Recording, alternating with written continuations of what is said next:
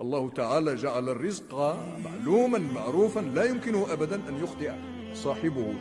توخى إلى الرزق أسبابه ولا تشغلن به بالك، فإن كنت تجهل عنوانه فرزقك يعرف عنوانك. الله تعالى جعل الرزق معلوما معروفا لا يمكن أبدا أن يخطئ صاحبه. توخى إلى الرزق أسبابه ولا تشغلن به بالك، فإن كنت